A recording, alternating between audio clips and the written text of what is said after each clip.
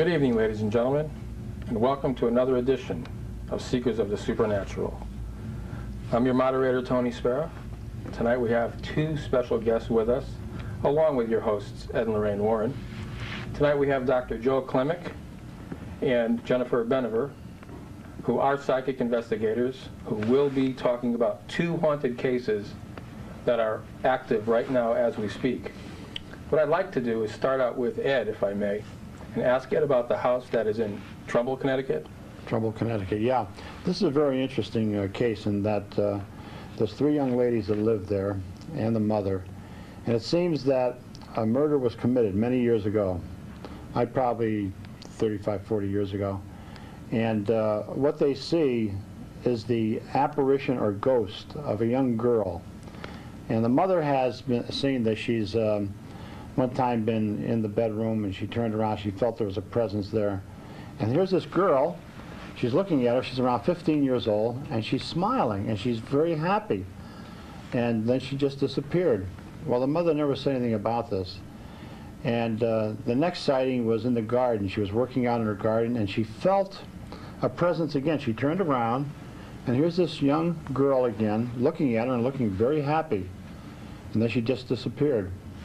Now this is broad daylight. This is very, very unusual. This is an outdoor spirit, and we call those lepties, outdoors.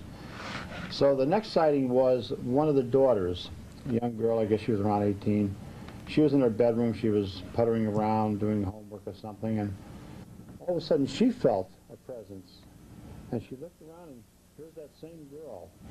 And she's looking at her and looking very happy, smiling, and then she actually walked over and sat on the bed.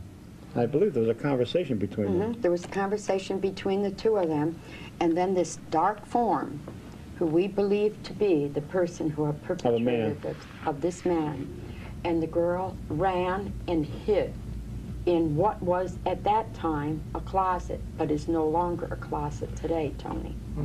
Now, when we went to the house, we tried something different. Ed said, I'd like to try something different in this house. Instead of commanding the spirits, you know, in God's name to reveal themselves, let's try to do it in a much more gentle manner. Now, I don't know why he chose this particular house. I was thinking to myself, if I was a spirit and somebody walked in and I didn't know who this person was, and they start screaming, in the name of Jesus Christ, get out of this house, leave now, don't ever come back, I wouldn't feel very welcome, even if I was an earthbound spirit. I'd stay hidden. So I thought what we should do is to treat the spirit as though we're welcoming in to have a conversation with us, and that's what you did. And that is exactly. Ed played this music, which was very gentle, very low. What kind of music? Type of music, like fairy classical music. Like a classical music. Spirits like this type of thing. You know, the emotions are everything. So if you make the spirit welcome, they're going to come in. It's just like if somebody walked in here right now, if it was somebody you didn't like, you wouldn't stay here too long. But if it's somebody you like, you'll stay around, have conversation. Spirits don't change. People don't change. Their emotions don't change. So we wanted to make a friendly atmosphere for this young girl or the man to come into, and then we could communicate with them. Now, what had happened then at this time, Tony, was that Joe was taking film. He was taking video footage.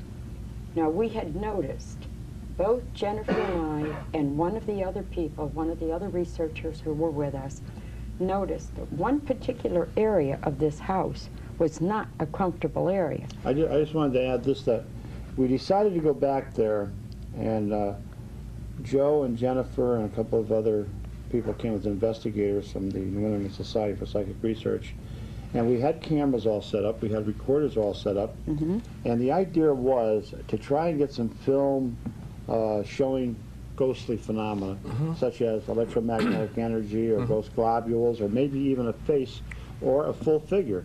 So this is why Joe and Jennifer were there. Yes. Joe, yeah, let him give. What did you experience in that house?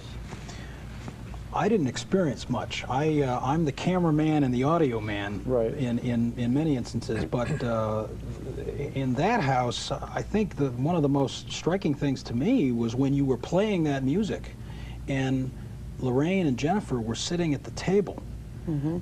The two of them, at the same time, seemed to be in the same place, but in sync with each other. Mm-hmm. But you were coming to the house from one direction, and you were coming to the house from the other direction, Mm-hmm. and talking about what you were seeing and what you were experiencing. And I guess it was really phenomenal. That does not happen to me that often. In other words, you and Jennifer were on the same wavelength? We were What were you exact- seeing, Jennifer?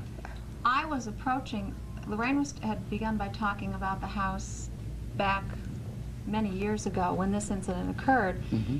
And all of a sudden I found myself traveling along with this young girl who was coming through the fields toward the house. This is clairvoyantly now. This is clairvoyantly. And Lorraine was while I'm thinking this and experiencing this, Lorraine is talking about the back of the house, and I was actually approaching the house from the side when this girl whom I was traveling with reached the back of the house. All of a sudden